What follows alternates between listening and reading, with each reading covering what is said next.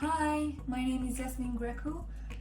As of right now, I'm a Year 3 BA Philosophy student here at the University of Southampton.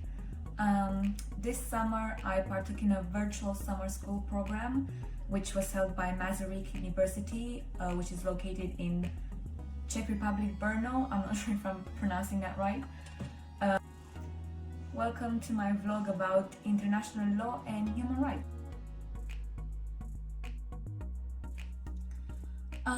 So I just studied this program specifically because I'm strongly thinking of pursuing a career in law after I finish my current philosophy degree. I've actually been playing with this idea for a while now, but I've realized I've never actually studied a law course before, either at college or at university.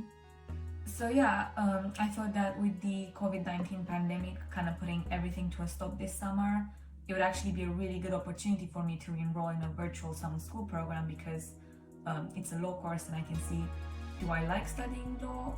Am I good at studying law? Is this something I could do full-time later on after I finish my philosophy degree? Maybe doing a one-year master's law, which is very intense. So I said, yeah, this would be a pretty good opportunity for me to study this. And actually the program is also accredited, so I thought it would look really good on my CV. Another reason why I chose international law and human rights specifically is because I really like ethics. It's one of my favorite modules. I'm doing my dissertation on ethics, and I think that now more than ever we have to look at ourselves and how we live, and we have to think, how do our actions affect other people? So I thought this program is really gonna discuss that sort of topic, and I've actually wanted to experience ethics from a legal perspective as well, rather than just a philosophical one, because I've been doing ethical modules since A levels and throughout my whole university degree. So I wanted, to experience the legal perspective of ethics and contrast and compare it with the philosophical perspective of ethics I've been used to so far. So the program took place between the 13th of July and the 29th of July. We had to attend daily 2-hour lectures, which were from 1 p.m. to 3 p.m. in BST time, the time zone. And the lectures often overran at time because the students had a lot of questions and discussion points, and the teachers just let us go on and on. So although it was meant to be 2 hours, it was actually longer than 2 hours, usually 2 hours and a half or sometimes 3 hours. Sometimes it would actually go more than that, depending on how long the students had time to discuss this, because the teachers just let us go on and on, really. So the lectures were held on Microsoft Teams. That's where we also submitted our assignment and where the teachers posted the daily readings that we had to do before each lecture. As part of the final grade, we actually had to submit daily 300-word position papers on the topic that we discussed in the lecture for the day. And aside from that, we also had our grade based on the attendance and our participation in the actual lecture. So our teachers, it wasn't obligatory, but they wanted us to have our cameras on and put the little hand up emoji whenever we had a question or discussion point. And yeah, it was 10% of the grade was based on our interaction and how much we did that.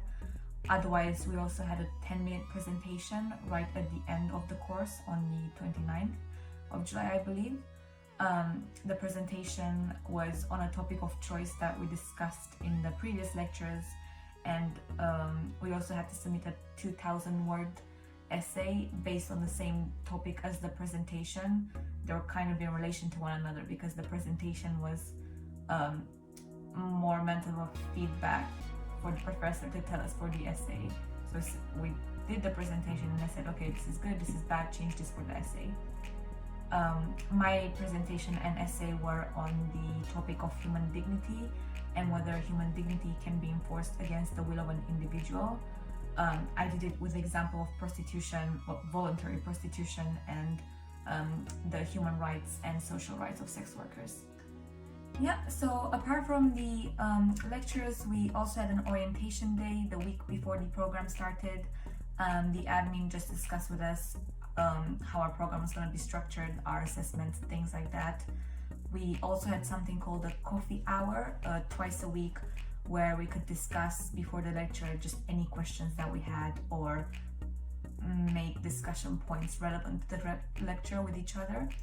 And otherwise we had 2 virtual site visits with the UN and Radio Free Europe. The worker from the UN gave us a lecture on human trafficking and how the UN is combating this issue, and the journalist from Radio Free Europe just had a discussion with us on the human rights violations occurring in Russia right now. So what I really enjoyed about the course was actually the content that we covered. All of the topics, I found them very interesting, very engaging, very insightful, very thought-provoking actually. In the first couple of lectures, we looked at human rights institutions and how they were built, when and why. In particular, we looked at the European Course of Human Rights and the European Convention of Human Rights. We also discussed human rights relationships between the right holder, so us the citizens, and the duty bearer, which is a state or a government who has positive and negative obligations to make sure that our human rights are protected from ourselves and from other people and from the government itself. Then we also looked at human dignity and how human dignity is applied, how most conventions and articles on human rights are actually built on the aspect of human dignity, because our human rights are meant to protect our human dignity. We discussed different legal cases that actually happened on discrimination, whether it was racial, religious, gender, or sexual orientation based. We looked at different rulings and whether we agreed with them or didn't agree with them, whether the defense of the defendant was good or bad. We also looked at specific human rights. So for example, in the last couple of lectures, we looked at the right to freedom of expression, and we discussed why it's important as a human right, but we also discussed like the limitation of the right to freedom of expression, because sometimes freedom of expression can actually be a crime against humanity or be incitement to genocide and other things like that. And in particular, we looked at the Holocaust and the Rwanda genocide. So the biggest challenge for me, and really the only challenge that I faced while doing this course, was that I was not a law student and I've never done law before. So in the beginning, it was very hard for me to read law cases, to understand legal jargon, to read different articles and provisions and treaties and understand what they were, what they meant, who they applied to. I would spend 16 hours a day trying to take everything in and do my reading, my position papers, my lecture, and then do it all over again for the next day. It was very, very challenging. It drained me a lot, but I would say you catch on very fast. So although in the beginning I put a lot of effort in trying to understand everything, once I did understand it, it became very easy. So by the second week, really, I would only spend 3 to 6 hours a day doing my position papers, lectures, and the reading, because everything just moved a lot faster. Everything just was more familiar to me, made a lot more sense. A general tip I would have for students who apply to summer school programs is to plan ahead and manage your time well and organize everything you have to do, because although you think it's a summer program, it's not going to be that demanding. It can be very, very demanding, especially if you've never studied that course before. So as I said, I was not a law student, and for me it was extremely demanding to catch up with everything that everybody else knew, because it's not necessarily an introductory course, and you have to check whether it's introduction stuff or intermediate or hard level stuff that you're expected to know.